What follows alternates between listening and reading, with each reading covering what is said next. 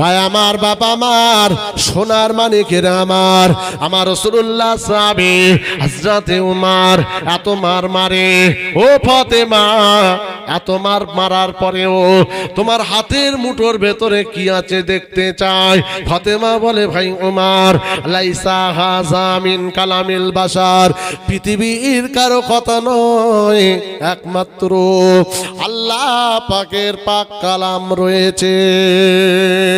হযরতে ওমর বললেন, ফাতেমা আমাকে একবার দাও। ফাতেমা বললেন, না না, এতে হাত দিতে গেলে আগে পবিত্র হতে হয়, পাক হতে হয়। হযরতে ওমর আকৃষ্টে পড়ে গেল। এত মার মারার পরেও ফাতেমা এই কোরআনের আয়াত নিচে নামায় না। কি এমন লেখা আছে আমি ওমর দেখতে চাই। সোজা দৌড়ে পবিত্র হয়ে এসে হযরতে ফাতেমাকে বলল, ফাতেমা এবারে দাও। হযরতে ওমর কোরআনের আয়াতটা নিয়ে ওই দিন হযরতে ওমর কোরআনের আয়াত পড়তে লাগলো। ইন্নানি আনাল্লাহ লা ইলাহা ইল্লা আনা ফাবুদুনি ওয়া আকিমিস সালাতা লিযিকরি। ইন্নানি আনাল্লাহ লা ইলাহা ইল্লা আনা, নিশ্চয় আমি আল্লাহ, আমি ছাড়া দ্বিতীয় কোনো ইলাহ নাই। ফাবুদুনি, আমার ইবাদত তোরা কর, আমার উপাসনা তোরা কর। ও আকিমিস সালাতা লিযিকরি, আমি আল্লাহ, আমার শরণার্থে আমার জমিনে আমার খেয়ে আমার ইবাদত তোরা করবি, আর আমার শরণার্থে আমার জমিনে নামাজ কায়েম করবে। ও ভাইজানেরা, হযরতে উমর পড়ে আর চোখ দিয়ে পানি গড়িয়ে যায়, এত কান্না কাঁদে। হাত্তা বাল্লালাইয়াতুহু, চোখের পানিতে দাড়ি ভিজে গেল, দাড়ি দিয়ে টপ টপ করে পানি পড়ছে। ফাতেমা বুঝতে পারলো ভাইয়ের মনটা নরম হয়ে গিয়েছে। ও ভাইজানেরা, হযরতে ওমরকে বললেন, ভাই ওমর, কি হয়েছে তোমার? কাঁদো কেন ভাই? চোখে কেন পানি? ওমর বলে, ফাতেমা দেরি করো না, আমাকে তাড়াতাড়ি নিয়ে চলো, তোমার মুহাম্মদ রাসূলুল্লাহর কাছে গিয়ে আমি ওমর কলেমা পড়ে নিতে চাই। আল্লাহ নবীর কাছে গিয়ে হযরতে ওমর ঈমানের কলমা পড়ে মুসলমান হয়ে ওমরের চরিত্র ঠিক হয়ে গেল, আখলাকে হাসানা তৈরি হয়ে গেল। হযরতে ওমরের উপর আল্লাহ পাক খুশি হয়ে গেল। হযরতে ওমর মাথা কাটতে গিয়ে নিজের মাথাটা রাসূলুল্লাহর কদমে দান করে দিল, ইসলামের জন্য দান করে দিয়েছে। হযরতে ওমরের উপর খুশি হয়ে আল্লাহ তাআলা আসমান থেকে খুশখবরি পাঠিয়ে দিল, ইয়া রাসূলুল্লাহ, আপনার উমর হলো আমার জান্নাতি বান্দা। উমর মসজিদুন নববীতে রয়েছে, আমার রাসূলুল্লাহ রয়েছে, আর আসমান থেকে জিবরিল এসে খবরটা দিয়েছে। আল্লাহ নবী খুশি হয়ে গেল।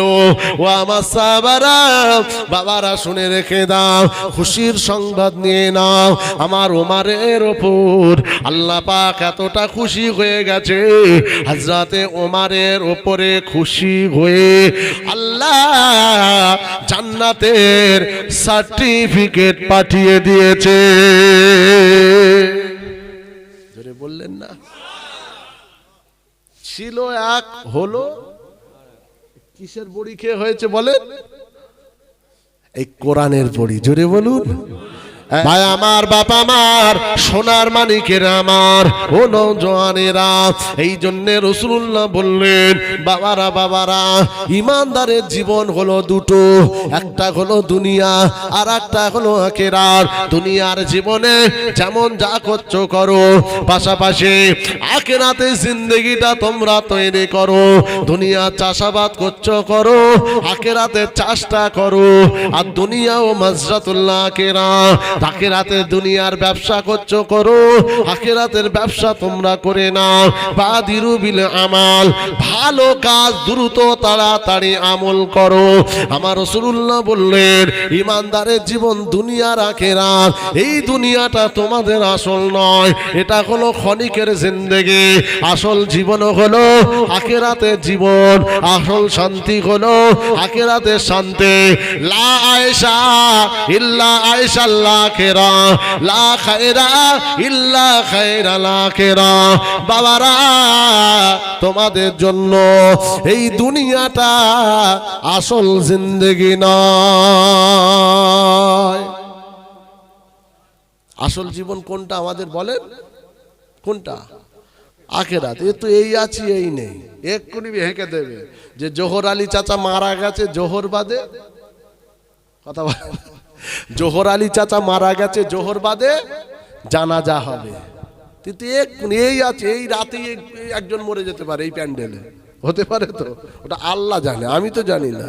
তাই রসুল বললেন এর কোনো বিশ্বাস নেই, এর কোনো আর আপনার কি বলে এর নির্ধারিত সময় নেই। অতএব আখিরাত চিরস্থায়ী।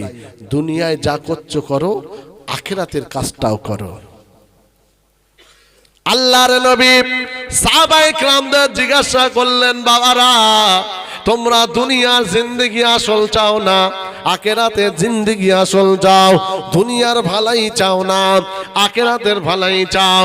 সাহাবায়ে কেরামরা বললেন, ইয়া রাসূলুল্লাহ দুনিয়ার জীবনটা শান্তি আসল না, না দুনিয়াটা আমরা আসল চাই না হুজুর, আমরা আখিরাতটা পেতে চাই।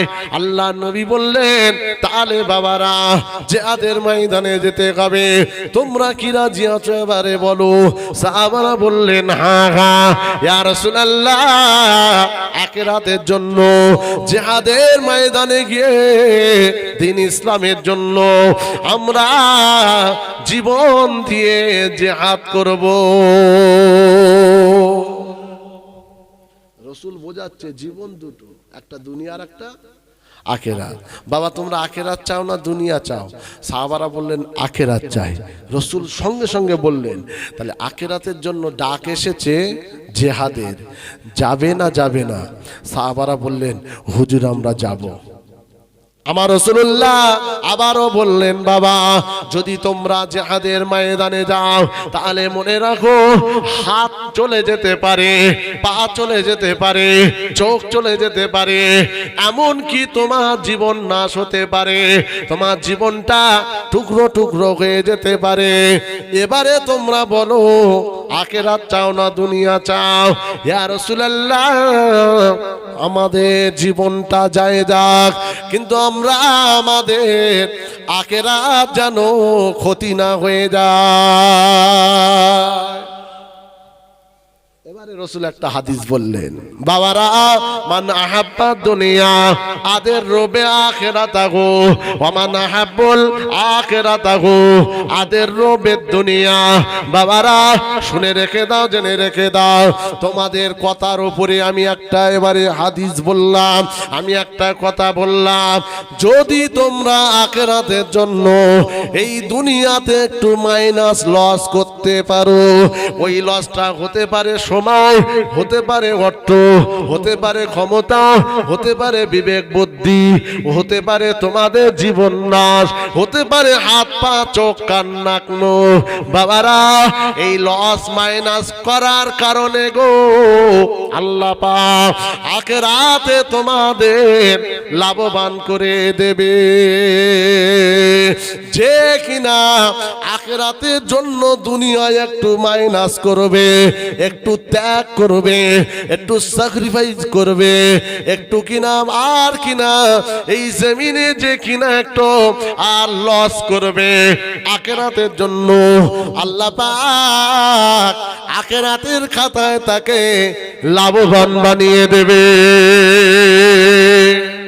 জোরে বলুন। রসুল কি সুন্দর করে বোঝাচ্ছে, সাহাবারা উত্তর দিচ্ছে, আর রসুল এটা বললেন যদি এই মাইনাস হয় আখিরাত তোমাদের কামিয়াব। জোরে বলুন। আমার নবী পাক চোখের পানি ফেলে সাহাবাদেরকে আরো একটা কথা বললেন, বাবারা সংখ্যায় তোমরা কম, সংখ্যায় ওদের বেশি, বাবারা অস্ত্র ওদের বেশি, তোমাদের অস্ত্র কম, বাবারা ঘোড়া ওদের বেশি, তোমাদের ঘোড়া কম, ওদের শক্তি বেশি, তোমাদের শক্তি কম, বাবারা আমার বড় ভয় হয়, চিন্তা হয়, তোমরা বলো কেননা আমার পূর্বে অন্যান্য নবীরা, আমার ভাই মুসা কালিমুল্লাহর সঙ্গে তার কওমরা তারা ময়দানে ফেরাউনের সঙ্গে মোকাবিলা করার জন্য তারা সাথে গিয়েছিল, আর ময়দানে গিয়ে ফেরাউনের দল বল লোক দেখে তারা মুসাকে কওমগুলো জবাব দিয়ে বলল, ও মুসা তুমি আর তোমার খোদা দুজনে লড়াই করো, আমরা এ লড়াই করতে পারবো না। আল্লাহর নবী মুসা কালিমুল্লাহকে ময়দানে ফেলে দিয়ে কওমগুলো যে যা চলে গিয়েছিল। বাবারা আমার ভয় হচ্ছে, চিন্তা হচ্ছে, তোমরা তো এমন করবে না। আমি রাসূলুল্লাহ দ্বীন এবং ইসলামের জন্য জিহাদের ডাক এসেছে বাবা, তোমরা বলো বলো তোমরা কি অমন করবে? সাহাবায়ে কেরামরা চোখ ভরা পানি নিয়ে অজর নয়নে কাঁদে আর বলে, ইয়া রাসূলুল্লাহ গে, ইয়া হাবিবাল্লাহ, আপনার জন্য মার খেয়েছে, আপনার জন্য ঘর ছেড়েছে, আপনার জন্য বিবি বাচ্চা আলাদা হয়েছে, আপনার জন্য সব অর্থ সব দিয়ে দিয়েছি, এমনকি আপনার জন্য হুজুর আমরা কত না মার কত না অত্যাচার সহ্য করেছে, আজকে জিহাদের ময়দানে দেওয়ার মতো কিছুই না। ইয়া রাসূলুল্লাহ আমরা আমাদের জানটা রয়েছে, এই জানটা আপনার জন্য দিয়ে দিতে চাই। হুজুর আপনি চিন্তা করবেন না, পেরেশান হয়ে যাবেন না, চোখের পানি ফেলবেন না। ইয়া রাসূলুল্লাহ আমরা আপনাকে জানিয়ে দিলাম, ইয়া ইযহাবান আনু আমাকা ওয়া ইয়াসিরিকা ওয়া ইয়ামিনিকা ওয়া খালফাকা। ইয়া রাসূলুল্লাহ আমরা আপনার সঙ্গে রয়েছি, শুধু তাই নয় আপনার ডানে রয়েছি, বামে রয়েছে, সামনে রয়েছি, পিছনে রয়েছে। ইয়া রাসূলুল্লাহ আমরা আমাদের জীবনটা আখিরাতের জন্য কুরবান করে দিয়ে দেব। আল্লাহ নবীর সাহাবায়ে কেরামদের ভেতর থেকে ওই দিন বদরের ময়দানে 14 জন সাহাবা তারা তাদের জীবনটা দিয়ে দিয়েছে।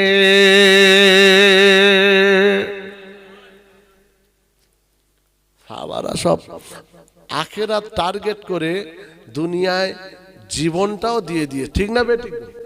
আর তাদের জীবন দানের বিনিময়ে আজকে আমাদের এই প্যান্ডেল, আজকে কলেমা, আজকের নামাজ, আজকের রোজা, আজকের হজ, আজকের যাকাত, আজকে মুসলমানের ঘরে জন্ম নিতে পেরেছি, 30 পারা কোরআন পেয়েছি, জি আজকে নামাজ রোজা পেয়েছি, তারা তাদের জীবন দেওয়ার বিনিময়ে। আমার বাবা মার তাহলে বলতে বলতে বোঝাতে চাইলাম এটাই, তাহলে আমরা রুগী হলাম দুই প্রকার, এক হলো নামাজ রোজা করে না, শয়তানি বাদ দেয় না, আর এক হলো নামাজ রোজা করে, মাঝে মাঝে করে, শয়তানি কাজগুলো করে। এই দুই শ্রেণীর রোগীর ট্রিটমেন্টের মাহফিল এটা। এখান থেকে আমরা প্রেসক্রিপশন নেব, আর এই প্রেসক্রিপশনটা নিয়ে আমরা জঘন্য রোগের ট্রিটমেন্ট করব, আর ট্রিটমেন্ট হয়ে গেলে এই জমিনে আখিরাতের জন্য যদি মাইনাস করতে হয় আমরা মাইনাস করব। মাইনাসটা কিসের মাইনাস হবে? অর্থের মাইনাস হবে, অর্থাৎ অর্থ আপনার রোজগারের অর্থ থেকে কিছু পয়সা দিনের জন্য দান করে দেবে, এই মাইনাসটা করতে হবে। 24 ঘন্টা সময়ের ভেতরে আপনার 5 ওয়াক্ত নামাজ এই সময়টা লস করতে হবে। আপনি যাই করেন না কেন এই সময়ের মাইনাস করে আখিরাতের জন্য এই নামাজটাকে আদায় করতে হবে। আপনার সুস্থতা অবস্থায় রমজানের রোজাটা রাখতে হবে, এই মাইনাস করতে হবে। সারাদিন ভুকা থাকতে হবে, ভুকার মাইনাসটা করে সুবে সাদেক থেকে সন্ধ্যা পর্যন্ত আপনার ভুকা রেখে ইফতারটা করতে হবে। এইভাবে মাইনাস যদি করা যায় আখিরাত আমাদের লাভবান হয়ে যাবে। ও ভাইজানেরা, তাহলে সাহাবায়ে কেরামেরা আখিরাত তারা চেয়েছে, দুনিয়া তারা চায়নি। ইয়া রাসূলুল্লাহ, দুনিয়াতে শান্তির দরকার নয়, আরামের দরকার নয়। না না হুজুর, আমরা আমাদের আখিরাত আমরা পেতে চাই। এই জন্যে সাহাবায়ে কেরামরা বড় গরিব অসহায়, আবার যত ধনী সাহাবা ছিল তারা দুনিয়াদারি করেছে, আর এই দুনিয়াদারির ভেতর দিয়ে তারা দুনিয়ায় মাইনাস এমন করেছে আখিরাতে লাভবান হয়েছে। হযরতে উসমান গনির কথা বলে, আল্লাহ তো ধন দৌলত দিয়েছিল। হযরতে উসমান গনির একটা উটের পিঠে আপনার কি বলে 70টা উটের পিঠে হুজুরের গুদাম ঘরের চাবি থাকতো। কত না অর্থের মালিক। ও ভাইজানেরা, 1 তারিখে মদিনাতে একদিন খরা নেমে যায়, মানুষ হাহাকারে পড়ে গেল, বাজারে কোনো খাদ্য খাবার নাই। খবর হয়ে গেল উসমান গনির গুদামে হাজার হাজার টন ওখানে গুদামে আর কিনা মাল রয়েছে। হযরতে উসমান গনির কাছে মদিনার ব্যবসায়ীরা চলে গেল, ও রাসূলুল্লাহ সাহাবে, আমাদের সমস্ত মদিনার বাজারে মাল শেষ, মানুষ খাদ্যের অভাবে মদিনার মানুষ মারা যাবে। হুজুর, তাই আপনার কাছে খবর পেলাম আপনার গুদামে নাকি অনেক মাল রয়েছে, ফিরি আমরা নেব না, অর্থ দিয়ে কিনে নেব। মাল আপনি আমাদের কাছে বেচেন, মদিনার বাজারে গিয়ে আমরাও মদিনার মানুষের হাতে স্বল্প দামে তুলে দেব।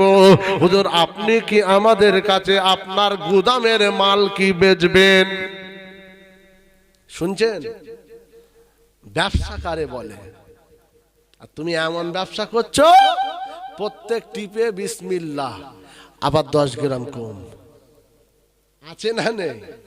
ফেরেশতা খরিদ্দার ভাবছে এ তো ফেরেশতা দেখছি, মাথায় টুপি আছে, বাহ, দাড়ি টাড়ি রয়েছে, মুসলমান ঠকাবে, যে বিসমিল্লাহ যে 10 গ্রাম কম মারছে এ তো জানে না। এই ওইদিকে সব ভেড়ি বাড়ে, এদিকে সব জমি জায়গা কি আছে জানিনি, ওইসব ওই হাড়োয়ার ওইদিকে যাবে না, এইসব লাওয়াটি ওইদিকে সব জমি চাষ করে। তো বিসমিল্লাহ শুনেছে যে বিসমিল্লাহ বরকত আছে, চলে গেছে কোদাল নিয়ে মাঠে, বিসমিল্লাহ আলের ভিতে ছাঁটে, জানেন তো কথা বলে, এক বিসমিল্লাহ 2 ইঞ্চি বাড়িয়ে দিয়েছে, ফের বিসমিল্লাহ, ফের 2 ইঞ্চি, কত হলো? 4 ইঞ্চি। আর ও পারে যার জমি আছে আলের ও পাশটায় হাফ প্যাটেল নামাজি, হাফ প্যাটেল নামাজি বোঝেন? মানে খাম খেয়ালি, কখন পড়ে না ও নিজেও জানে না, বুঝলেন? ও ভাবছে ওর বিসমিল্লাহ বরকত আমার হবে না, আমি তো টুকটাক তো নামাজ কালাম পড়ি। ও ফাওড়া নিয়ে গেছে, বিসমিল্লাহ বলে এক কোপে বাবা 3 ইঞ্চি বাড়িয়েছে, বুঝলেন? ফের বিসমিল্লাহ, ফের 3 ইঞ্চি, কত হলো? 6 আর এদিকে কত হলো? আল আছে না গেছে?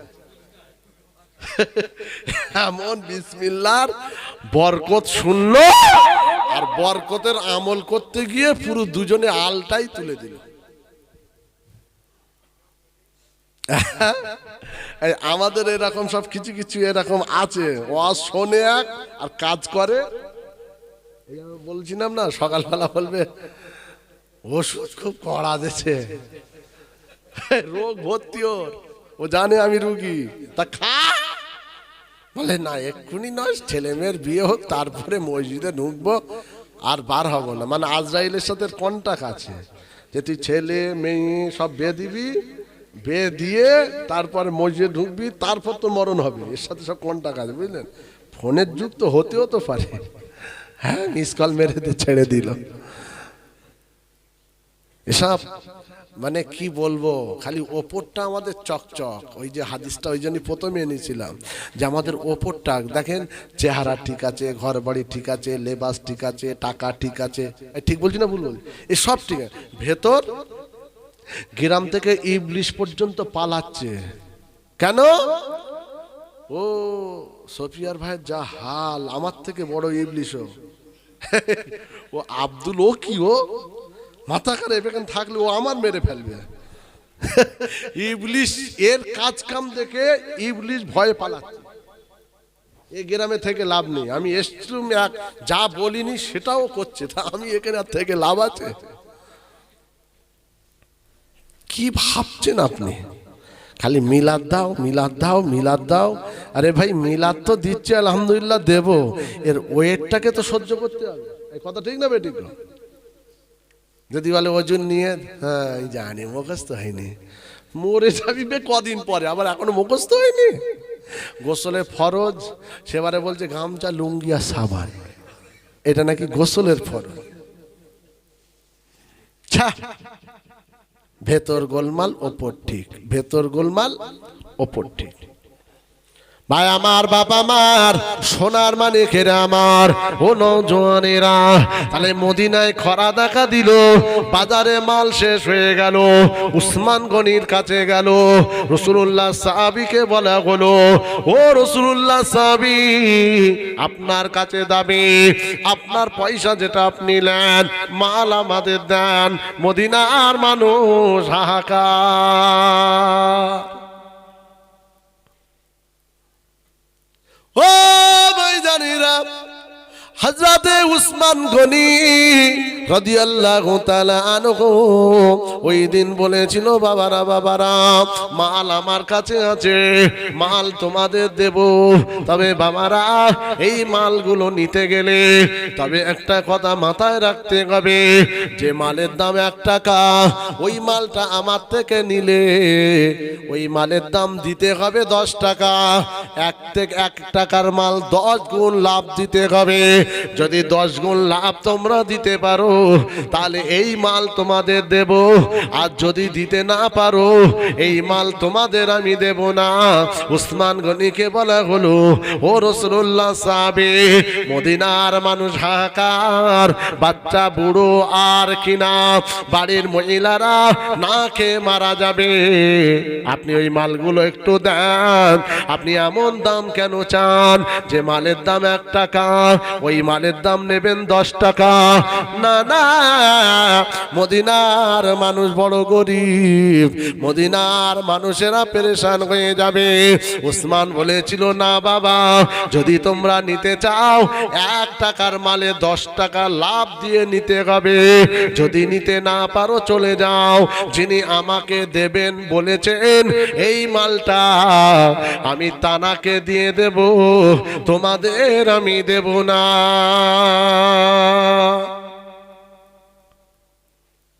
আচ্ছা আপনি বলুন, এই আপনাদের কি গ্রাম এটা? এই মোহাম্মদপুরে খরা বন্যা হয়ে গেল, হ্যাঁ, সব মালটা এদিকে সব গোলমাল হয়ে গেছে, এখন খাদ্যের জন্য মালটাল তেমন দরকার, তাই তো? হঠাৎ শুনলেন যে ধারসায় অমুক হাজী সাহেবের বাড়িতে তার কাছে বস্তা বস্তা আটা আছে। শুনছেন আপনি? বস্তা বস্তা। আপনারা 2-4 জন 5 জন কি 10 জন মিলে গেলেন, হিসাবে এই ব্যাপার, হ্যাঁ এই বিপদ, মানুষ কি করবে, একটু যদি। হাই সাহেব বলছে আটা ধরেন 40 টাকা কেজি, হাই সাহেব বলছে 400 টাকা কেজি দিতে হবে। শুনছেন আপনারা? 400 টাকা। থমনা থাকবে? হাই সাহেবের থমনা থাকবে? কথা বলে না, খালি বলবে ফেটকে দে। হ্যাঁ, তুমি হাই সাহেব মানুষে কি সর্বনাশী লোক, মানুষ বিপদের মুখে, আর তুমি বলছো কিনা 1 টাকা 40 টাকার মাল তুমি 400 টাকাকে সুযোগে সদ্ব্যবহার পেয়েছো। ও হাই সাহেবের ও বলার দরকার নেই, হালাল হারাম পরে হবে। সাডার ভাঙ আর শয়তান ভ্যানে তোল। শয়তান ভ্যান মানে যে ভ্যানে এই লাইট জ্বলে না রাতে, কি নাম? হ্যাঁ, ইঞ্জিন ভ্যান, আমরা শয়তান ভ্যান বলি। ও জীবনে লাইট দেখিনি চোখে, ওপর থেকে এরকম করবে, বিশ্বাস করে। ভাঙড়ের ওই লাইনে জলসা করতে ভোরের দিকে ফিরি না, মানে ওরাই রাজা, আমরা কুপচে ভয়ে ভয়ে গাড়ি চালাই। আমি নেমে যাই যাব, ও তো লাইট জ্বলে না, খালি এরম করছে, গরুর গাড়িতে হেডলাইট। তো তার দশা আর কি হবে। যাই হোক, ও থেকে কর্ম করে মানুষ খায়, আমি ওটাকে ছোট করছি না। একটা কথার কথা বলবে, শাটার ভাঙ আর কি বলেন, এই ভ্যানে তোল, মশলা পরে হবে, আগে মানুষের বাড়ি বাড়ি একটু পৌঁছে দেয়। ঠিক বলছি না ভুল? উসমান গনি ঠিক দাবিটা ঠিক ওই রকম হচ্ছে না, যে 1 টাকার মালে কথা বলে না, 10 টাকা। মদিনার ব্যবসায়ীরা হয়রান। ইস, আপনি রসুলের সাহাবী হয়ে জুন্নুর রাইন, আপনাকে বলা হয় 2 নূরের অধিকারী, আপনি এমন বলছেন। হযরতে উসমান গনি রাদিয়াল্লাহু তাআলা আনহু ওই সময় বলেছিল, না বাবা, আমি উসমান, তাহলে তোমাদেরকে আমি দিতে পারবো না, চলে যাও চলে যাও, যিনি দেবে বলেছে এই মালটা আমি তানাকে দিয়ে দেব। মদিনার ব্যবসায়ীরা চিন্তায় পড়ে গেল, আমরা তো ব্যবসায়ী, আবার কোন ব্যবসায়ী আছে 1 টাকার মালে 10 টাকা লাভ দিয়ে যে মালগুলো কিনে নেবে বলেছে। মদিনার ব্যবসায়ীরা হুজুরের কাছে করজোড় করলেন, হুজুর একটু কি বলা যাবে না, একটু কি জানানো যাবে না, 1 টাকার মালে 10 টাকা লাভ কোন ব্যবসায়ী আপনাকে দেবে বলেছে, হুজুর একটু জানিয়ে দেন। হযরতে উসমান, হুজুর আমার চোখ দিয়ে পানি পড়ছে, ঝরঝর করে কাঁদছে আর বলছে, বাবারা বুঝবে না বাবা, তোমরা হলে দুনিয়ার ব্যবসায়ী, আর আমি উসমান দুনিয়ার ব্যবসায়ী হয়ে এই দুনিয়ার ব্যবসার সাথে সাথে আমি আমার আখিরাতের ব্যবসাটা করে থাকি। বাবারা, আমি উসমান, আল্লাহ পাক জানিয়ে দিয়েছে আমার রাগে যদি 1 টাকা দান করে, আমি আল্লাহ আখিরাতে তাকে 10 গুণ লাভবান দিয়ে দেব। আমার রাগে, আমার রাস্তায় আমার জন্য যদি 1 টাকা কেউ মাইনাস লস করতে পারে, আখিরাতে তাকে 10 গুণ লাভ দেব। ও মদিনার ব্যবসায়ীরা শোনো, আমি উসমান তোমাদের বলছে। তাই আল্লাহ পাক রব্বুল আলামিন যখন এই অফারটা দিল, আমি উসমান এই মাল তোমাদের দেব না, আমি আমার আল্লাহর রাগে দিয়ে দিতে চাই।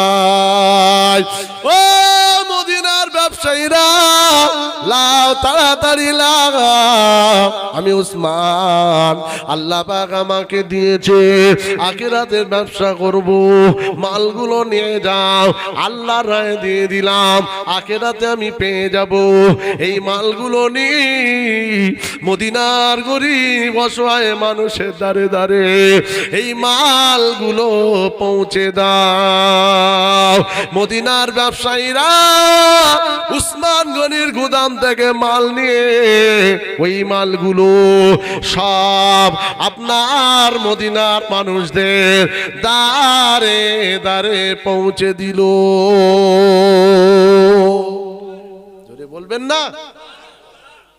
দুনিয়ার ব্যবসার ভেতর দিয়ে আখিরাতের কারবার করে নিয়েছে। জোরে বলে, আমরাও যদি একটু দুনিয়ার ব্যবসার সাথে সাথে দুনিয়ার জিন্দেগির সাথে আখিরাতের কারবার যদি করে নেই, ভালো না খারাপ? এই তো আখিরাতের কারবার করছেন, যতক্ষণ বসবেন খোদার কসম আল্লাহ রসুল খুশি হবে। জোরে বলো।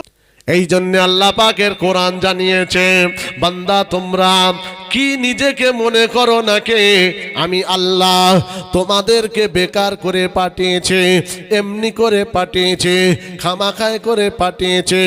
আফা হাসিবতুম আন্নামা খলাকনাকুম আবাসা ওয়া আন্নাকুম ইলাইনা লা তুরজাউন।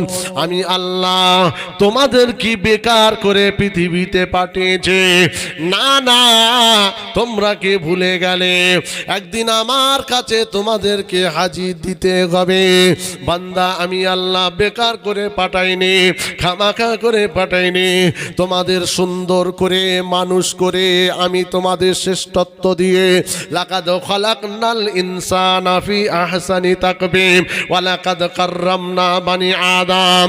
আমি আল্লাহ তোমাদের সুন্দর করে এই জমিনে পাঠিয়েছি একটাই কারণ, ইল্লা লিয়াবুদুন, আমার জমিনে আমি আল্লাহ আমার ইবাদত করার জন্য। কি জন্যে?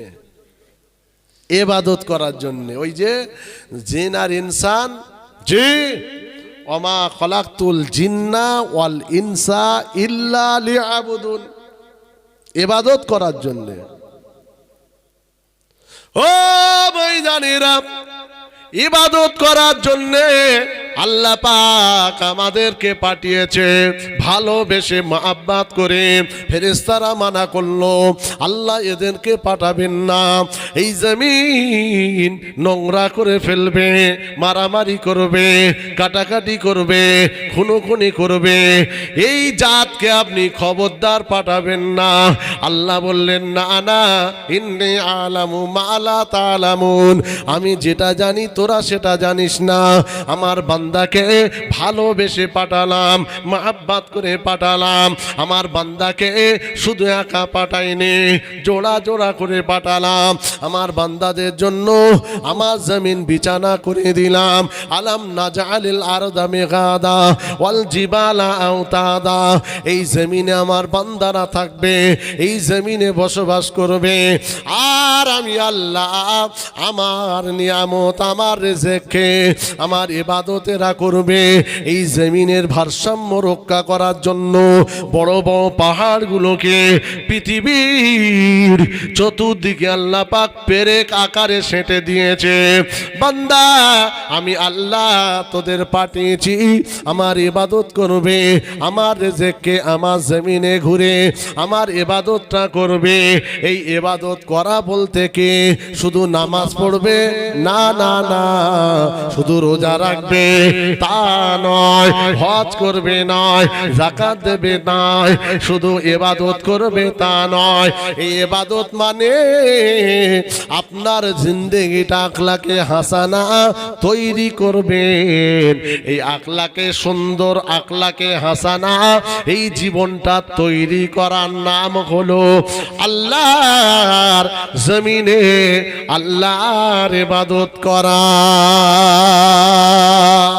যাতে লাগলো, আয় মক্কার মানুষেরা, আয় চলে আয়, একবার আমাকে নবী বলে, আল্লাহকে আল্লাহ বলে মেনে নাও। কেননা এই জমিন হলো আল্লাহর, আসমান হলো আল্লাহর, চাঁদ হলো আল্লাহর, সূরজ হলো আল্লাহর, পৃথিবী হলো আল্লাহর, কায়নাত হলো আল্লাহর, আমরা হলাম তার। অতএব তার জমিনে তার খাবো, আর তার আইন মেনে, হুকুম মেনে আমরাই চলবো।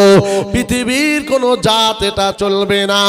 আমি রাসূলুল্লাহ জানিয়ে দিলাম, যদি তোমরা আমার কথাটা মানতে পারো, আমি আব্দুল্লাহর বেটা মুহাম্মদ রাসূলুল্লাহ কথা দিলাম, আল্লাহর জাহান্নাম থেকে তোমরা নাজাত পেয়ে যাবে। আমার রাসূলুল্লাহ তাদের জঘন্য চরিত্রের ট্রিটমেন্টের জন্য আমার নবী তাদের আহ্বান করলো, চলে এসো, চলে এসো, হাতটা আমার ধরো, আল্লাহর সঙ্গে তাআল্লুক হয়ে যাবে, সম্পর্ক হয়ে যাবে, মহব্বত তৈরি হয়ে যাবে, আল্লাহর জান্নাতে চলে যাবে। আমার রাসূলুল্লাহ তাদেরকে বাঁচানোর জন্য জাহান্নাম থেকে, আযাব থেকে, পাকড়াও থেকে আমার নবী ভালোবেসে যখন তাদের ডাক দিল, ওই মক্কার মানুষগুলো সহ্য হলো না, রাগান্বিত হয়ে গেল, গুসসা হয়ে গেল। আব্দুল্লাহর বেটা মুহাম্মদ বংশের ঘরের পাড়ার মহল্লার ছেলে হঠাৎ করে আমাদের চরিত্রের ওপরে আঙুল তুলেছে, আমাদের এই সমস্ত কর্ম কাজের ওপরে আঙুল তুলেছে। মুহাম্মদ নিজে একটা ধর্ম, নিজে একটা কলেমা বার করে আর সেই কলেমা মানার জন্য ডাকছে। ও বাবা মুহাম্মদ, এমন কথা মক্কার জমিনে আর কোনোদিন যেন বলবে না। রসুল তাদের বাঁচাতে চাইছে আর এরা আমার নবীর দুশ্মন হচ্ছে। আজকে যেমন এই বাঁচানোর জন্য মাহফিল, ঠিক না বেটে? আর কেউ যদি কালকে বলে মিলাদ দে, কি হবে? বলবেন তোর বাপের বিয়ে হবে। মিলাদ দে কি হয় তুমি জানো না? মিলাদ দে মানুষ ভালো হয়, মিলাদ দে মা নামাজি হয়, মিলাদ দে গাঁজা ছাড়ে, মিলাদ দে মদ ছাড়ে। হয়েছে না হয়নি? আমার লাইফে শত শত এরকম ডকুমেন্টস আমার আছে। আপনি যদি বলেন মিথ্যা বলছেন, ফোন করবো এক্ষুনি, তারা সেই গ্রাম থেকে বলে দেবে। এমনও এখন জলসা আছে, কিছু জলসায় যাই, পয়সা নেই না, মূর্তি পূজা করতো। মূর্তি এই মাঘ মাসের 2 তারিখে একটা যাব, সামনে সব মূর্তি, ঘোড়া, তারপরে বাঘ, সব মূর্তি আছে। মূর্তিও থাকবে, আমি ওয়াজ করব। গত বছরে বললো অনেক কমেছে, আল্লাহ এবছরও নিয়ে যাবে। আবার বলবো আল্লাহ যদি কমিয়ে দেয় আলহামদুলিল্লাহ, ঠিক না বেঠিক? ওয়াজের মাধ্যম দিয়েই তো মানুষ ভালো হয়। তাহলে বোঝাতে চাইলাম এটাই যে চরিত্র আমাদের ঠিক করতে হবে। রসুল ঠিক করতে লাগলো, মক্কার নেতাদের রাগ হলো, মক্কার কুফফার কুরাইশরা আমার নবীর চরম দুশ্মন হলো। আবু তালেব রাসূলুল্লাহ চাচা বললেন, ভাতিজা মুহাম্মদ এগুলো বন্ধ করো। রসুল চোখের পানি ফেলে বললেন, চাচা আমার দায়িত্ব নেওয়া আপনিও বন্ধ করেন। আল্লাহ যে আমায় দায়িত্ব দিয়েছে, আমি আপনার ভাতিজা পালন করে যাব। পৃথিবীর কেউ মানুক নাই মানুক, আমার আল্লাহ আমার সঙ্গে আছে। আল্লাহ জানিয়ে দিয়েছে ইন্নাল্লাহা মাআনা। চাচা আপনার অসুবিধা হয় সরে যান, আমি ভাতিজা সরব না।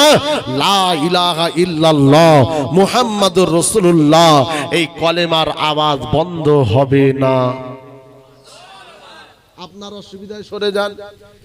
চাচা বলল, ঠিক আছে বাবা, আমি তোর সাথে আছি। জোরে বলুন, ঠিক আছে, তুই তোর কাজ করে যা।